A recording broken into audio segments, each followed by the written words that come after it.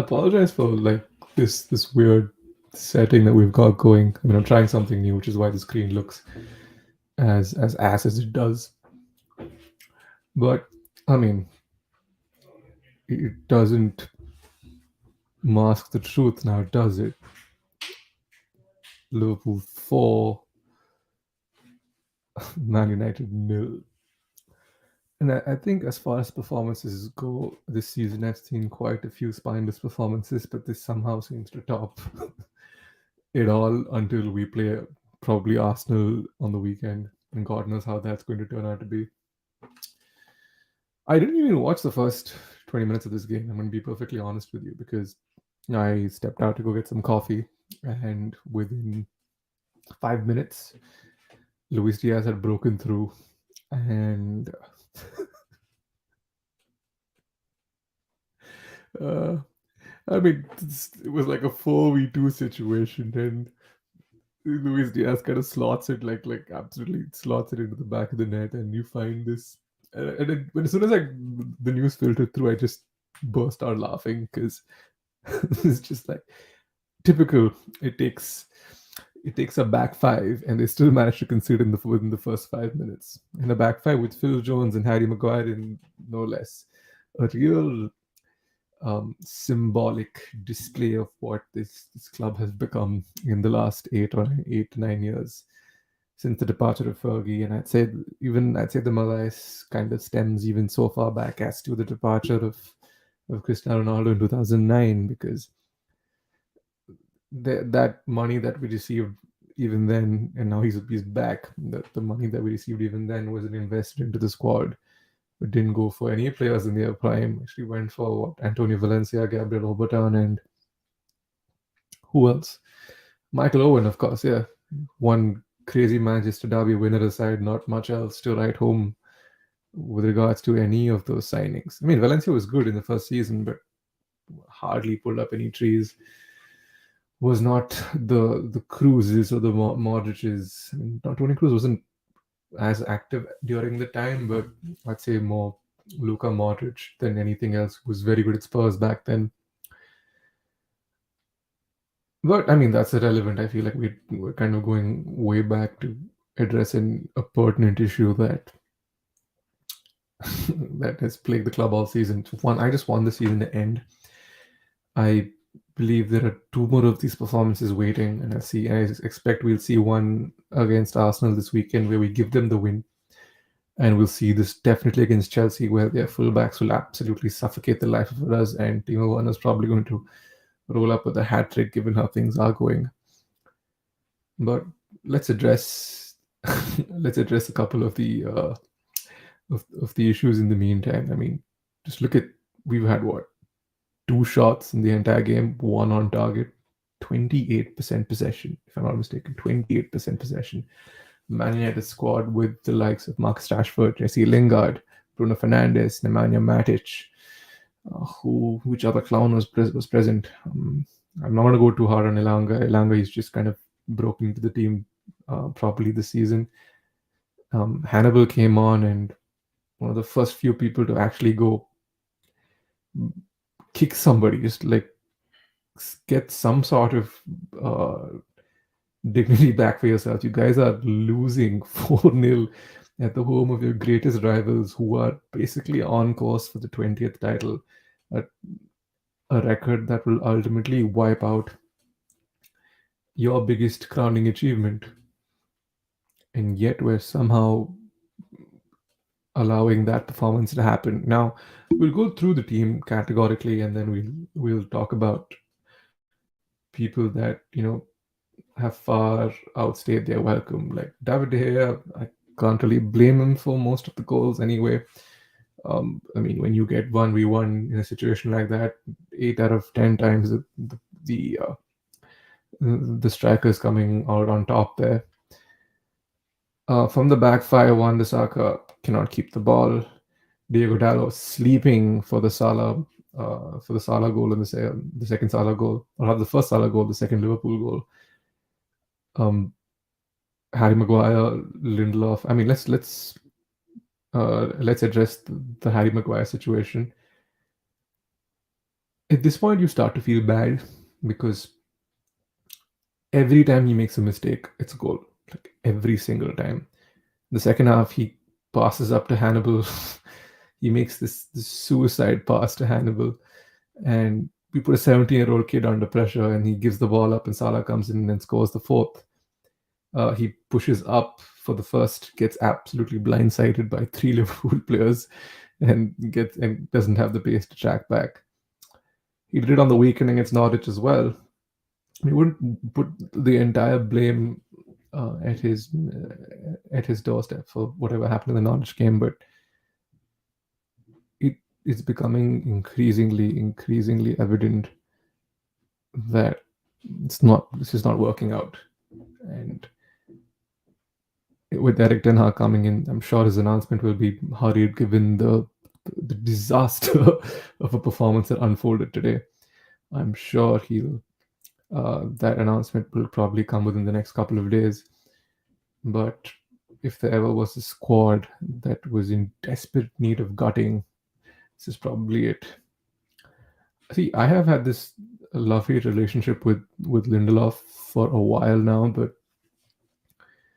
it's like it's got to a point where we just can't be bothered anymore. Like I want to like take this off the screen. This just looks ugly. So give me a second. Um, let's go back into blurry backgrounds. There we go. So much better. No more popping. Anyway, I didn't want to keep looking at that score, but let's talk about let's talk about Lindelof, who's kind of had this. It's not even a renaissance of form. He's just been poor. Like everyone in this team has been poor. Playing Phil Jones at the start, only for him to get absolutely ripped to shreds, and then being replaced by Jadon Sancho at halftime, really tells you that Ragnick is struggling. Is absolutely struggling with this team, and there's nothing you can.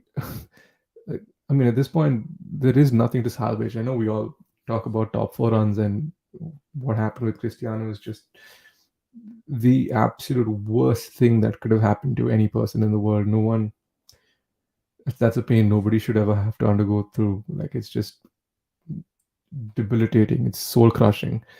And rightfully, he was off, and I hope he takes as much time as he can because, I mean, some things in life are far more important than football. But coming back to the point with United, just don't have anyone dependable. Bruno, who is Mr. Dependable, is kind of shirked into the shadows this season, not finding his form, not his every pass he makes seems to give handover position to the opposition, who then counter. And United have been very easy to get at this season. Paul Pogba, yeah, I just when I heard he went off in the first 10 minutes soon after the goal was conceded, I was like, okay, I never want to see this guy ever again. And I don't think at this point it's for any fault of his own. It's just that he's in a league that does not allow him the time or the space, or a team that does not allow him to be who he wants to be. And that's fine, because look at the league winners, look at the Champions League winners over the last 3 years. They do not have a Paul Pogba in their squad, which goes to show that there is life without Paul Pogba, and that's a life that United should lead towards. A more workmanlike, high pressing midfield.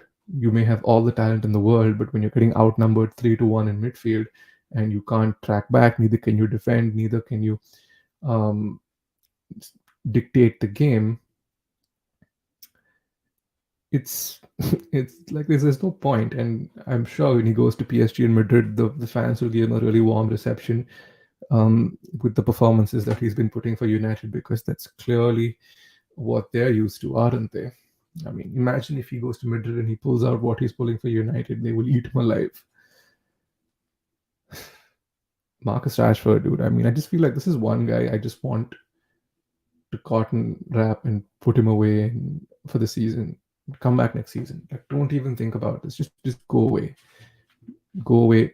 Clear your head, because I feel like you're fighting yourself and the opposition players on the pitch. It's just you've never seen a drop off like that. I don't know where this has come from. Jadon Sancho hasn't exactly had the best season, the most consistent season, but he's had a good start, and there's a good thing, hopefully, good things to come in the following seasons. And it's what does one even say? Like Matic is gone at the end of the season. Juan Mata has gone. Jesse Lingard probably showed some fight today, but kept losing the ball. There is no clear answer to where United are going to go. And with Ten Hag coming through, it's not going to be an instant fix because he obviously believes in building a system and getting something truly um, worthy out of his players. He's lost the cup final this weekend as well, so it's not been a great week for United or their prospects.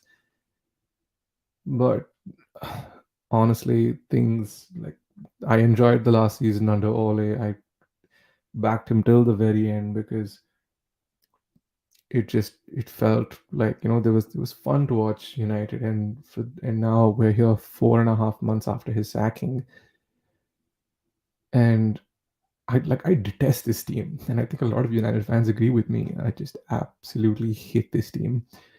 They're This is probably the worst season. It's worse than Moyes because under Moyes, yes, you had the air of invincibility stripped away from you, but like there was no, I mean, there was hope, but it wasn't like this. It wasn't Cristiano Ronaldo coming back to Old Trafford. It wasn't Rafael Varane being signed in the summer. We signed Fellaini with of all people, and then just said, okay, fine, we have a team full of league winners. Let's figure it out, and it didn't work out. So you don't really know what's going to happen with this squad. You don't really know what the future is, and to play against a team that are miles ahead of you, like Liverpool and Man City. I think I saw a stat.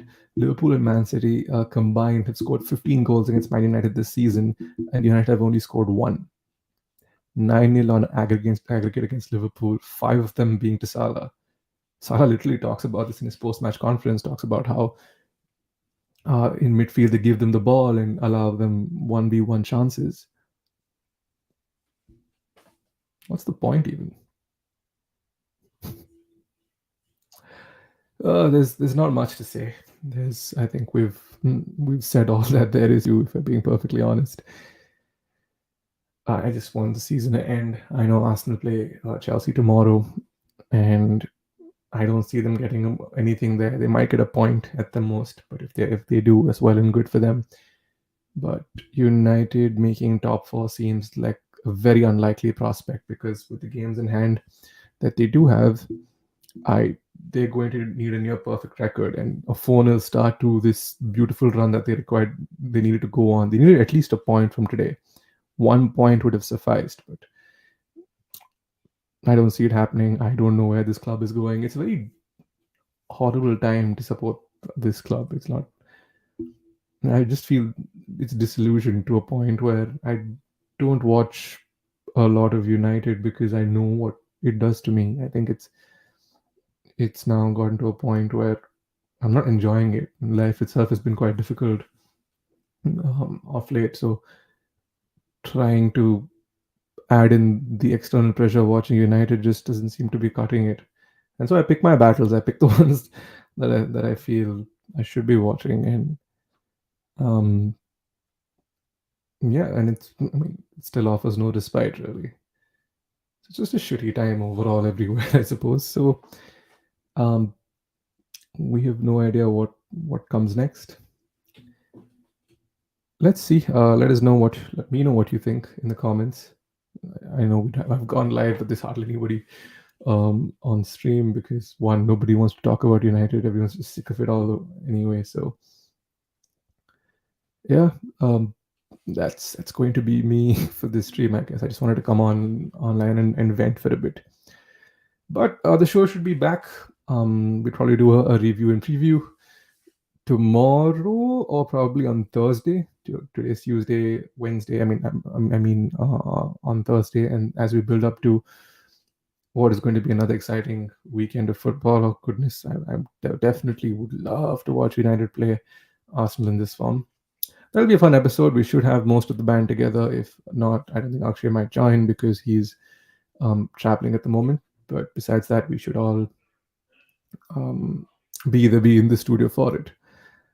So yeah, that's me. I will see you on the next one. Everybody, take care. Uh, Stay safe.